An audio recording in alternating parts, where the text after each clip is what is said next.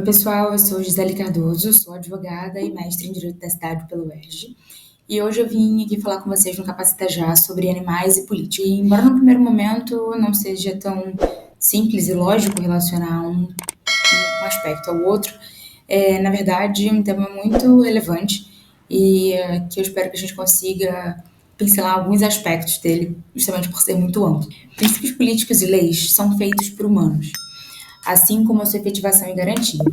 Logo, apesar de a gente não perceber que as nossas ações elas afetam os animais, tanto as nossas ações quanto as nossas decisões políticas e jurídicas afetam eles constantemente, assim como a ausência delas. Por isso que questionamentos relacionados à inclusão dos animais na sociedade são capazes de direcionar essa discussão para o campo da teoria política.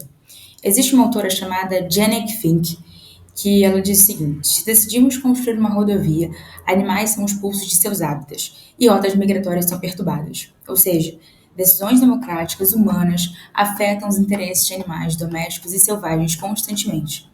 Logo, como afirma a autora, o fato de decisões humanas afetarem interesses animais faz com que tais interesses sejam relevantes do ponto de vista político. Integração, coexistência e interação entre humanos e não humanos parecem se alinhar com questões básicas de justiça quando a gente observa que existe uma inter-relação entre esses grupos.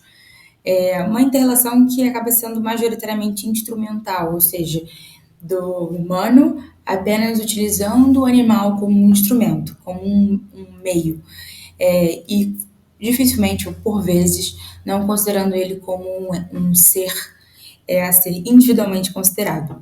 A verdade é que indivíduos humanos e não humanos estão integrados e convivem e interagem entre si desde os tempos mais remotos, ainda que sejam de espécies distintas. E apesar de ser notória essa existência, ainda são negados aos animais questões básicas de justiça. Por exemplo, dignidade por serem de outra espécie, ou ainda o fato deles serem utilizados amplamente para alimentação, vestimento, experimentação e lazer. A análise histórico-teórica, ela indica que os animais eles foram forçados ao convívio humano e, quando juridicamente regulados, passaram ao status de coisa, de objeto, de item disponível para o domínio humano. Fato que foi reforçado e legitimado pela filosofia, pela religião, pelas tradições culturais e, em última instância, pelo próprio direito. Quando a gente observa o Código Civil, ele trata o animal como um ser movente, ou seja, um objeto, um item passível de ser apropriado, que se move e se desloca por força própria. Mas é importante lembrar que, no passado, mulheres, escravos e estrangeiros também não eram considerados como cidadãos, também eram considerados como coisa, ou ainda um indivíduo que participa da sociedade, mas não é por ela considerado. Ou seja, em muitos aspectos tinham os seus direitos constantemente negados.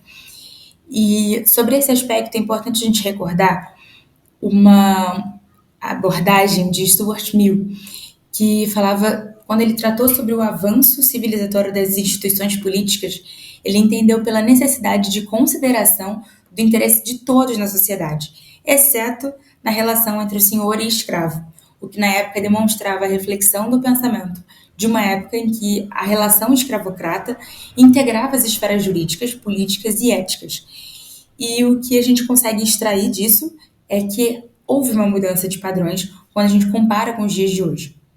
Atualmente, existem autores que trabalham os animais na teoria de justiça política, como Donitzel e Kimlicka, que dispõem acerca da concessão de cidadania aos animais nas cidades, e Elasdair Cochrane, que pauta sua teoria cosmopolita de justiça interespécie, ou seja, uma justiça que vai considerar espécies distintas e que se interrelacionam e interagem entre si, e pautada numa política senciente, ou seja, que se volta para observar os indivíduos que são capazes de sentir dor, felicidade e sofrimento.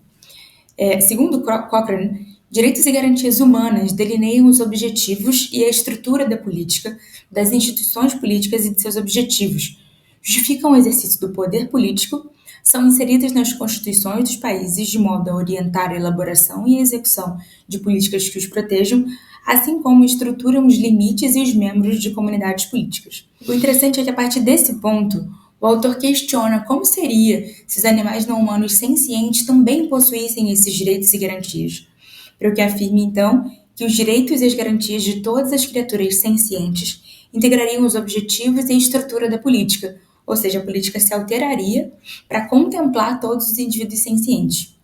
Como a gente viu antes, Cochrane ele não foi o primeiro a trabalhar sobre o reconhecimento do animal na esfera política.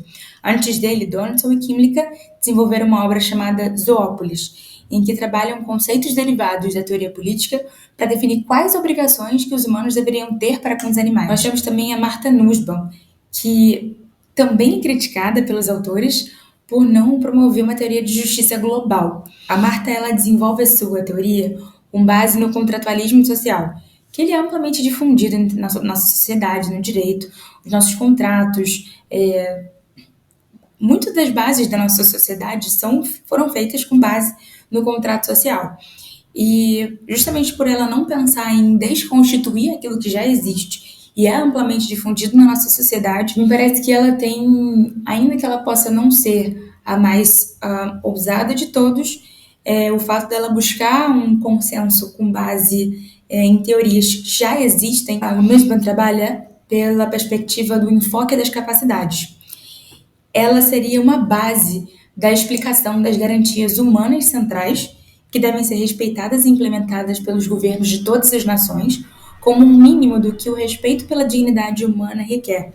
A teoria que ela utiliza, ela é refletida para humanos e não humanos, mas ela passa a trabalhar com essas mínimas garantias para poder desenvolver uma lista de garantias, que ela chama de lista de capacidades específicas para os animais, para que eles possam ter uma vida digna.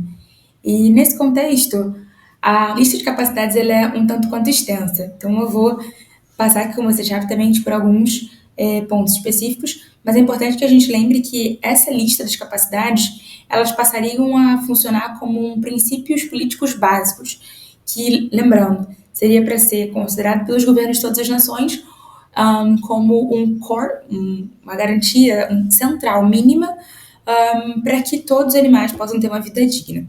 Dentre elas, a gente pode citar a saúde corporal, a integridade física, os sentidos, a imaginação e o pensamento, emoções, a filiação, lazer, controle sobre o próprio ambiente, dentre outros. A Nussbaum trabalha com o enfoque das capacidades, cujo florescimento permitiria o seu desenvolvimento, na hipótese de esta já encontrar-se a princípio disponível para o indivíduo, ou para concedê-la ao indivíduo por meio de representação, considerando uma estrutura formal do contrato social. Isso no contrato social, Rawls trata essa forma de representação de quem ainda não tem uma capacidade plena ou que precise de alguém de fato para falar por si, como paternalismo.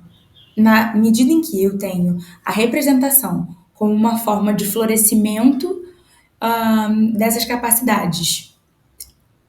Pensando de novo, eu tenho um animal que para ele florescer, para ele ter suas capacidades plenamente garantidas, ele poderia ser representado na sociedade. Isso, se a gente pensa hoje, é muito do que acontece quando nós votamos e somos representados por um outro indivíduo.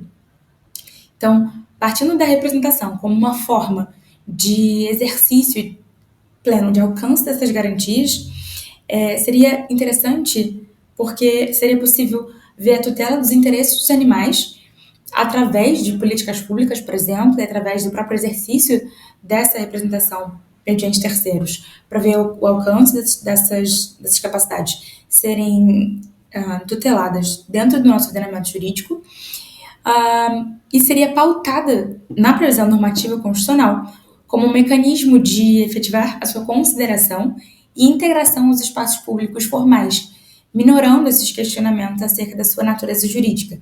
Se sujeito de direito, se coisa, se bem, se um ente despersonalizado ou um sui generis, como a gente ainda tem muito amplamente esses questionamentos na sociedade.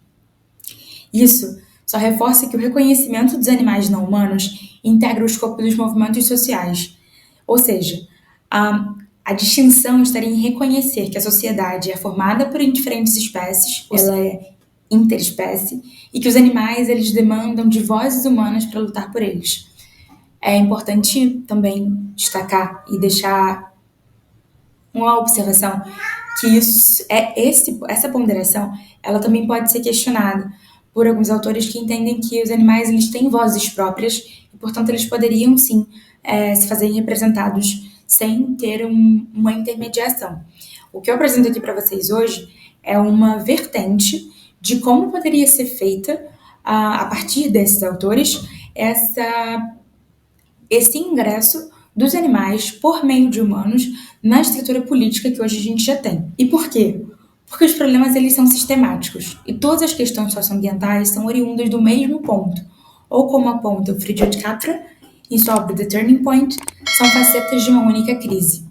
Logo, uma crise, uma questão, uma vulnerabilidade, ela não deveria ser mais expressiva em termos de preocupação com recursos que a outra. E o que isso quer dizer? Que não é porque hoje a gente fala sobre preocupação e reconhecimento de uma vida digna para animais não humanos que a gente também estaria excluindo os humanos. Muito pelo contrário, uma vulnerabilidade não exclui a outra. E essa é uma ideia de sociedade interespécie, em que você reconhece e considera todos os integrantes desse mesmo espaço. Pensar na política e na elaboração de políticas públicas administrativas como a base para o reconhecimento do animal não humano como sujeito de direito, de modo a garantir uma estrutura normativa que o tutele administrativamente, que tutele seus interesses e preveja uma adequada proteção dos seus direitos e garantias, seria o ideal para o alcance de uma vida digna e como uma forma de reconhecer a existência desses animais não humanos, que são invisibilizados todos os dias. Seria uma forma de conceder a eles um tratamento apropriado, para que seja possível avançar de forma justa e igualitária para todos.